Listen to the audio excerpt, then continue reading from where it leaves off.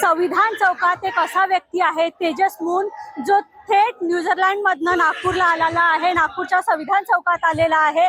तू एवढा खर्च उचलून या प्रोटेस्टसाठी आला, काय म्हणशील? एवढा खर्च जर मी या प्रोटेस्टसाठी उचलला आहे त्याचं मागचं कारण हे नाही आहे की माझी नोकरी धोक्यात आहे। मी तुमच्या समोर बोलतोय, मला उद्या जीवाला धोका आहे याचं मला काही घेणं नाही। माझी नोकरी गेली, मी भीक मागून खाईल, पण ह्या देशामध्ये हे जे नेता आहे या नेत्यांमुळे आम्हाला त्या न्यूझीलंड मध्ये लोक शिवा देतात, वाईट बोलतात, तुमच्याकडे काही रिस्पेक्ट नाही, तुमची इज्जत नाही, तुम्हाला कोणी काही विचारत नाही। त्याचा सहसा आम्हाला विदेशात जर झेलत असेल तर मग आम्ही भारतामध्ये राहून पण सिक्युअर नाही, मग आम्ही जाऊ कुठे? आमचं करावं कुठे? आमचं नाही कुठे? मग एवढ्या आम्ही पार्ट्यांना वोट देतो, प्रत्येकांना वागतो। एखादा आमदार येतो आणि म्हणतो तुम्हाला काय आम्ही भीक देऊ, तुम्हाला रस्ता देऊ, तुम्हाला हे देऊ। एखादा सट्ट्याचा नंबर लीक नाही होत मॅडम, एखाद्या दारूचं ठिकाण लीक नाही होत, नेटचा पेपर लीक झालाच कसा? आणि हा एकदा नाही मॅडम, वारंवार होते हा अन्याय आहे। प्रत्येक व्यक्तीला बाबासाहेबांनी शिकायचा अधिकार दिलेला आहे आणि जर हा अधिकार तुम्ही कोणाकडून छिनून घेत असाल तर याच्यासाठी कोणी मागे हटू नका। तो मंत्री राजीनामा देईल आणि देणारच, तुम्ही फक्त हटू नका। बाबासाहेब आंबेडकरांचं भारत माता की डरेंगे नहीं, लढेंगे ही लढेंगे।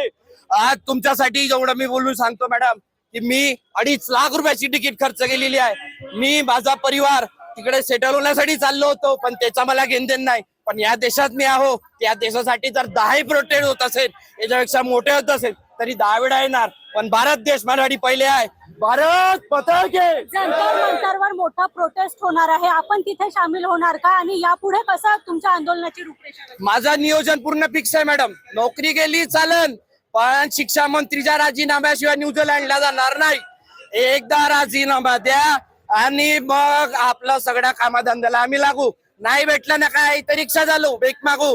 तसे इथं दारोडे वाढलेले आहे, तुमच्या लिगल इंदखल कांदाडले वाढलेले आहे। नागपूरमध्ये सगळ्यात नंबरवर गुन्हा झालेला आहे दाखल, सगळ्यात मोठा नंबर क्राईम वर आहे। मग का इकडे मुख्यमंत्री इकडले, केंद्रीय मंत्री इकडले, सगळे मंत्री आला तुम्ही, मग त्रास आमच्या विद्यार्थ्यांना का, सामान्य जवान मुलींना का? याच्यावर हा जर त्रास होत असेल तर कॉक्रोच जनता पार्टी शिक्षणाचा भाग सोडून यांच्यावर प्रोटेस्ट करायला तयार राहील। आणि तो भाग मी नेईन। तेजस अभिजित दिपकेला फुल सपोर्ट आहे। जय भीम भावा। अभिजित दिपकेला फुल सपोर्ट आहे। काहीही झालं तरी शिक्षण मंत्र्याचा राजीनामा घेऊन जाऊ, न्यूझीलंडला माझी नोकरी गेली तरी चालेल, भीक मागून खाईल, पण इथून हटणार नाही, असं एकंदरीत मत जे आहे यांनी व्यक्त केलेलं आहे।